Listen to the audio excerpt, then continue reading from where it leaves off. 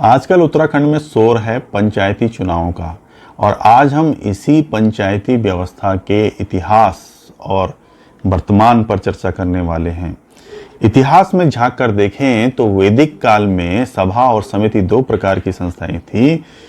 जो संस्थाएं विभिन्न प्रकार के निर्णयों को लेती थी, यहाँ तक कि इनको राजा तक को हटाने का भी अधिकार था।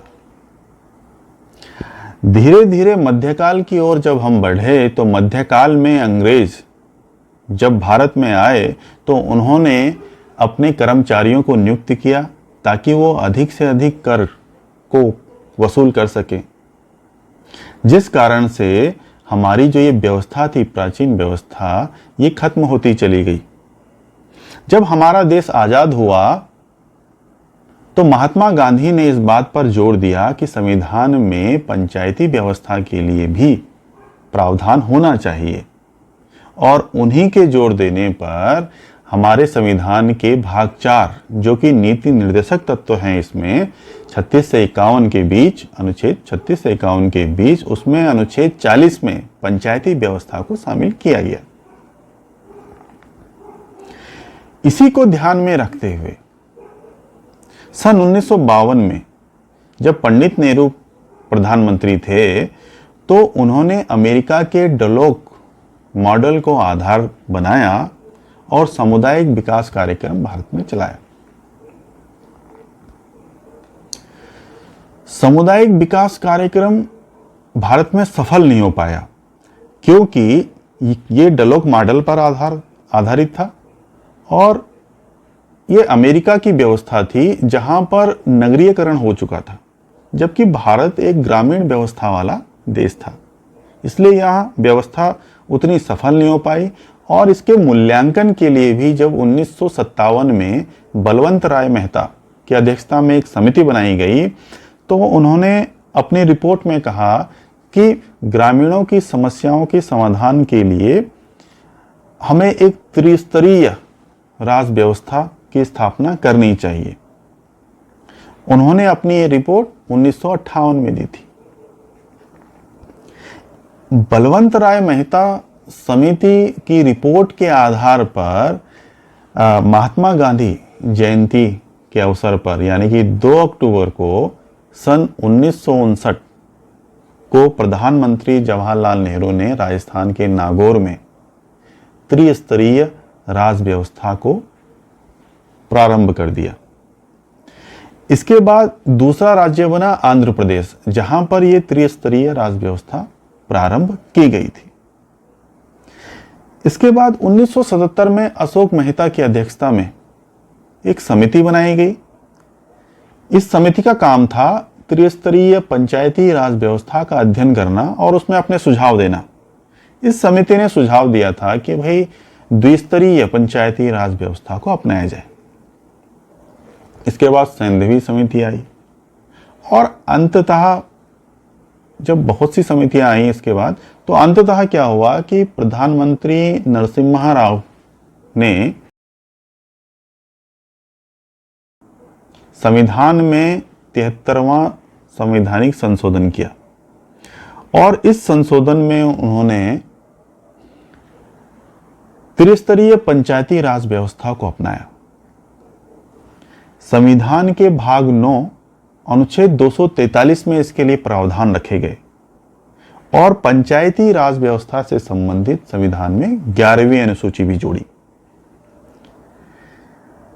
जो त्रिस्तरीय पंचायती राज व्यवस्था है, इसमें 3 स्तर हैं, जैसे कि आप शब्द से ही समझ रहे हैं। पहला स्तर है ग्राम पंचायत।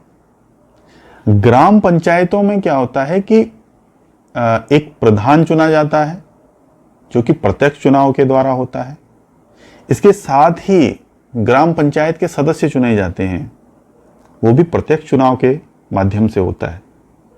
इसका द्वितीय चरण यानी कि जो दूसरा स्तर है वो है क्षेत्रीय परिषद, जिसमें क्षेत्र पंचायत सदस्य यानी कि ब्लॉक डेवलपमेंट कमेटी, जिसे कि बीडीसी भी हम कहते हैं, उनको चुना जाता है। ये भी प्रत्यक्ष मतदान के द्वारा होता है। क्षेत्रीय परिषद में ही या इनके द्वारा ही ब्लॉक प्रमुख का चुनाव होता है, यानी कि जो ये ब्लॉक प्रमुख होते हैं ये अप्रत्यक्ष रूप से चुना जाता है बीडीसी मेंबर के द्वारा। इसके बाद जो तीसरा स्तर है वो है जिला परिषद, और जिला परिषद में एक अध्यक्ष चुना जाता है, जिला अध्यक्ष, वो भी अप्रत्यक्ष चुनाव के द्वारा जुड़ा जाता है, जैसे कि आप साइड में चित्र में देख रहे होंगे। अब जो ये त्रिस्तरीय पंचायती राज व्यवस्था है, क्या ये सभी राज्यों में लागू है? तो इसका उत्तर है नहीं। जिन राज्यों की जनसंख्या 20 लाख से कम है वहां पर द्विस्तरीय पंचायती राज व्यवस्था लागू की गई है।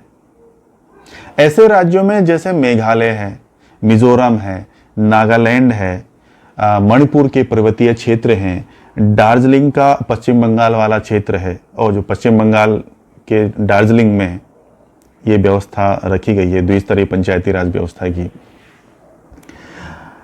महिलाओं को आत्मनिर्भर बनाने के लिए, स्वावलंबी बनाने के लिए इसमें उनके लिए 33% का आरक्षण भी रखा गया। अनुसूचित जाति जनजाति के लिए आरक्षण का प्रावधान किया गया है। इसके लिए अनुच्छेद है 243 घ में इनके लिए प्रावधान रखे गए।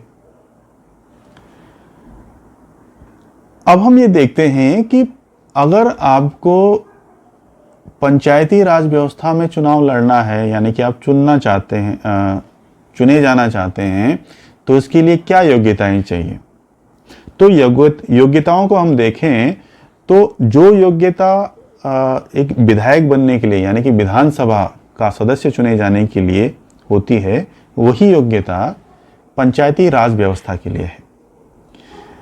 किंतु जहां विधानसभा सदस्य के लिए जो आयु रखी गई है वो 25 वर्ष है, वहीं पंचायती राज व्यवस्था में यहां आयु 21 वर्ष की रखी गई है। पंचायतों का कार्यकाल 5 साल का होता है, लेकिन इसे उससे पहले भी भंग किया जा सकता है, और भंग होने की स्थिति में 6 माह के भीतर वहां पर चुनाव कराने होते हैं। तो ये था त्रिस्तरीय पंचायती राज व्यवस्था। उम्मीद है आपको अच्छी जानकारी मिली होगी। धन्यवाद।